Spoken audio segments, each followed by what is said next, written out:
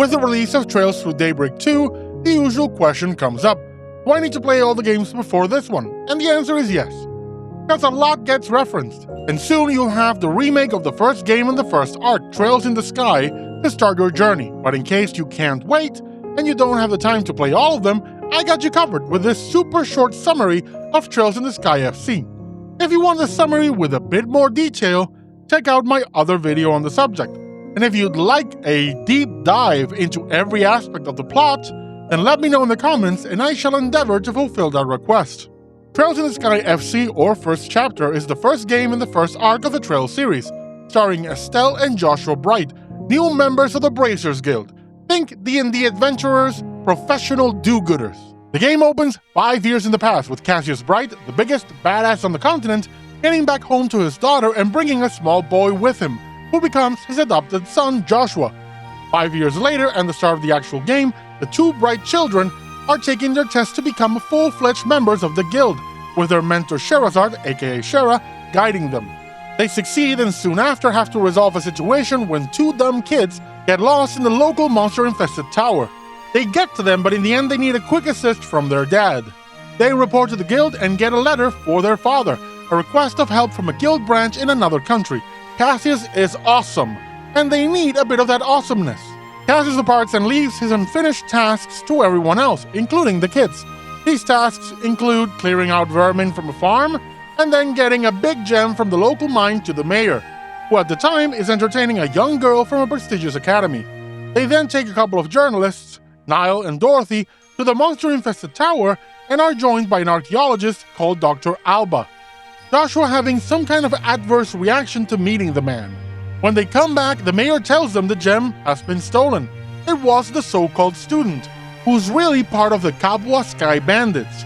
The Bracers find them, fight them, and recover the gem, but the bandits escape.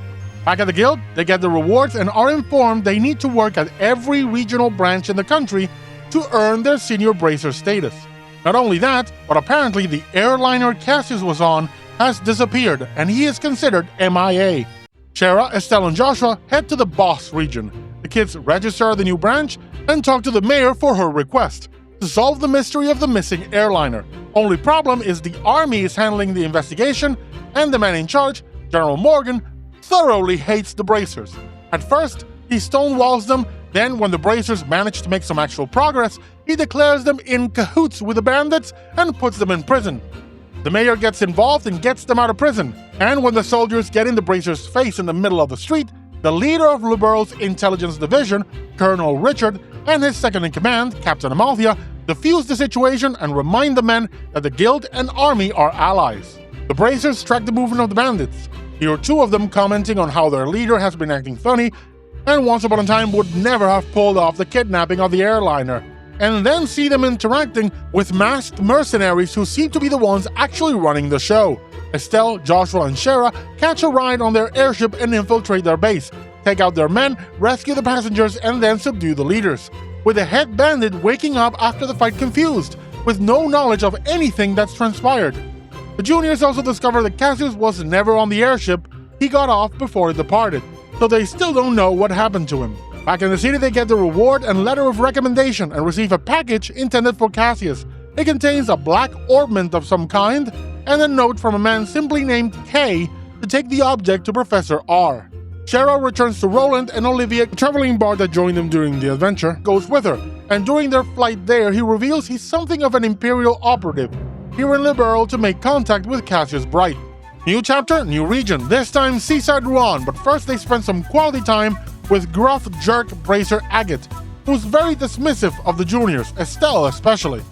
On the way to the city, they stop by a village, and Estelle gets robbed by an 11-year-old orphan, and in recovering her missing item, she meets and befriends a young girl from Janice Royal Academy, Chloe, who has a very special bird with her, Sieg, who frankly breaks the laws of physics and all logic in the world. In the city, they get kicked out of their hotel room by the pompous moron nephew of the queen, Duke Dunin, and during the night, the orphanage catches fire. The mayor offers to relocate the matron in charge of it and the kids to another region, and points the finger to the local gang as possible culprits. After fighting them, Agate takes over the investigation and kicks them off the case, so they go with Chloe to the academy, where they help with the school festival theater play, killing it while Estelle plays the knight and Joshua the princess. After the festival, the Academy gives the matron $1 million from their charity drive, but she and her escort are attacked and the money stolen. But thanks to reality-bending bird Sieg, Agate, the juniors, and Chloe find the true culprits at the lighthouse. It's the same mercenaries from before, who Agate has been hunting, and Gilbert, the aide of the local mayor, who's the real mastermind, wanting the orphanage out of the way so it wouldn't drop the property value of the luxury vacation homes he intends to build and sell. His first prospective client being that awful Duke. The Bracers confront him, kill his pet monsters, and are then paralyzed from an artifact in his possession. But then the black orbment they have triggers and disables the artifact, leading to a boat chase quickly ended when the Royal Guard's airship stops the mayor's boat. After this ordeal, the mayor is arrested and given over to the intelligence division, though it seems that just like the bandit leader, the mayor claims to have no knowledge of anything that has recently transpired. Back at the guild, they get the rewards, new letters of recommendation, and learn that Agate is still in pursuit of the mercenaries and that this job was left to him by their dad Cassius, who seems to be involved in a whole lot of things in their journey. Estelle and Joshua say their farewells to Chloe and head across the border, with Royal Guard leader Lieutenant Julia arriving soon after to take Chloe with her. In the tunnels leading to Zeiss, they meet littlest girl genius Tita, who first guides them out of the ZCF, or Zeiss Central Factory building, and then, as the granddaughter of Professor R, that being Professor Russell, she takes them to his home. The professor is the man who brought orbments to Libero and a disciple of the orbment's creator, Professor Epstein. The professor studies the black orbment and triggers its power, which causes a massive blackout in Zeiss. He dubs this the orbal shutdown phenomenon. Essentially, the thing kills all orbal energy. I'm gonna call it the blackout just to make things easier. The next day, the professor struggles to do anything as any of his orbal tools stop working when coming into contact with the black orbment. So he gets the Bracers to look for and bring back essentially a car engine and some gasoline. And with it powering his bandsaw, he manages to make the tiniest of scratches on the orbment, proving it's made of some strange material. While he continues to experiment, Tita and the juniors head to Elmo. No, not that one, but the Hot Springs Resort Village. Tita does some maintenance, while the Bracers look for Dorothy, who's gone out to the monster-infested field to sightsee. That night, talking to Tita, Estelle begins to question her feelings for her adopted sibling, and she and Joshua decide to sibling adopt Tita as their new younger sister. When they get back, ZCF is smoking, a distraction caused by smoke canisters left by the mercenaries, who kidnap the professor and take the black orbment, disguising themselves as royal guardsmen to pin the blame on them. Professor Alba shows up at the guild and tells them he saw the mercenaries at the local monster-infested tower. Tita wants to come with, but the Bracers refuse, so she goes anyway and ruins their move to rescue the professor, earning her a slap and a rousing speech from Agate. With help from Dorothy, and with the military fortress suffering a sudden blackout, the Bracers make the connection and infiltrate the base, finding the professor being held against his will to discover how the black orbment, the gospel, can be controlled, and the people responsible are Colonel Richard and his cronies, and the mercenaries are really the spec-up soldiers working for the intelligence division.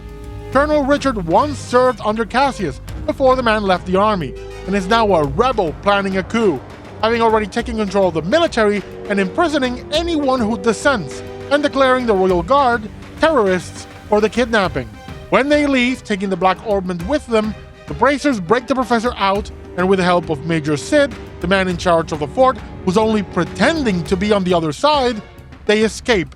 Agate takes the Russells into hiding, using his notoriety from hunting the intelligence division for months to become a lightning rod for their attention, allowing the juniors to escape suspicion and leaving them free to go to Gransel, the capital, to fulfill the professor's request of meeting with the Queen and bringing her up to speed on everything. The final chapter is a chunky one, but let's go. The intelligence division has spread the rumor that the Royal Guard has people with them disguising as Bracers, so Joshua and Estelle are nearly detained at the border cross to Gransel, but Professor Alba claims they're his escorts, making the save and getting them across. When they get to the city, they inform the guild of what's going on and learn it's not going to be easy to see the Queen. They head to the palace to see what they can get from the guards. And it's a few things. Everything is under lockdown, and the Queen is apparently ill and has left everything to her moron nephew Duke Dunan, and it's clear that he's merely a puppet placed there by Colonel Richard. Duke Dunan heads over to the local martial arts tournament, and at the conclusion of that day's matches, he announces a new prize for the winners, a free dinner at the palace. Estelle and Joshua join fellow Bracer Zin, who had so far been fighting alone. They start kicking butt, taking names, and curb-stomping fools over the course of 3 days, each evening also meeting with Niall, the journalist, to exchange info and figure out what's going on. One of those nights, they also meet with a disguised Lieutenant Julia, who gives them a letter for the head maid of the palace to help get them to the Queen, who's being kept under watch. Estelle and Joshua also share a tender moment where he promises to tell Estelle everything about his mysterious past, and she promises to tell him something as well, but only once the current crisis, aka the plot of the game, is resolved. They win the tournament, the last fight against the Spec Ops soldiers and their leader, Lieutenant Lawrence. That night, they head to the palace and manage to meet up with the Queen. She suspects Colonel Richard wants to use the gospel on some ancient machinery in a ruin deep underground under Grancel. She also explains the Colonel's whole deal. After the last war and Cassius leaving the army, the Colonel wanted to make Liberl more of a military power, proposing a bunch of policies that will make the kingdom a military state. The Queen refused, preferring the not-so-bug-nuts crazy way of treaties, trade, and good relations.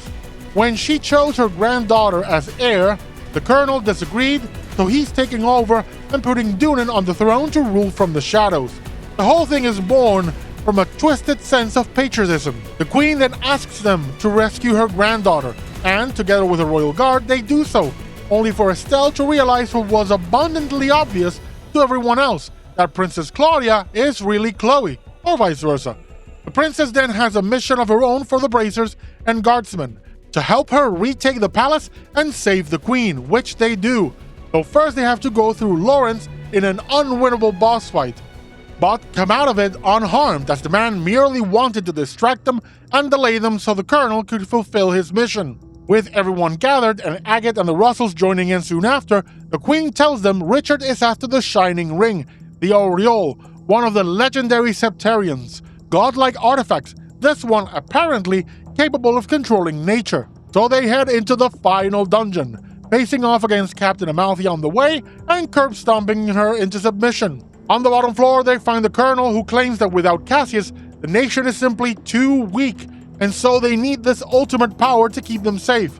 Estelle delivers a great speech based on everything she's learned on the journey and refutes his words. Her father is not some hero, he merely did what he had to, and with the aid of many other people, they succeeded.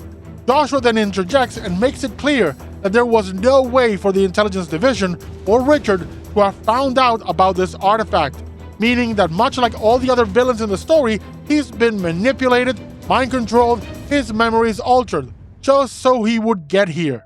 They fight him and kick his butt, but the Gospel activates and disables the barrier around the seal on the Aureole.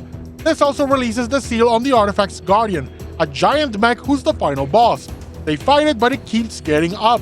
Colonel Richard, in a redeeming moment, tries to fight it, but gets his butt whooped due to a severe and deadly lack of protagonism. But then Cassius arrives, saves him, and they finally beat the boss. After the fight, Cassius echoes his daughter's words and tells Richard, essentially, to grow the hell up. 1 week later, the whole thing is resolved. The juniors are now senior bracers, and Cassius rejoins the army, quitting the guild. While enjoying the festivities, Professor Alba approaches Joshua while Estelle is buying ice cream and reveals to him that it wasn't just the villains who were manipulated. He, Wiseman the Faceless, Anguis of the secret society Ouroboros, planted Joshua in the Bright's home to be their inside man, and Joshua unknowingly has been giving them intel for years. As thanks, he releases him, enforcer number 13 of the society, from his ties to the organization. That night, a distraught Joshua tells Estelle that he's leaving. He's heading off on his own to hunt Wiseman, afraid that if he stays, Estelle will come to be disgusted by him. The two confess their feelings for one another and share a kiss, with Joshua slipping her a sedative. And so ends Trails in the Sky first chapter, with a heartbreaking cliffhanger that would have a tremendous impact on our young heroine Estelle. How would she cope, and where would the road take her? Find out in the next game in Trails in the Sky's second chapter and learn the truth about the Shining Ring, the Aureole, and the Society Ouroboros.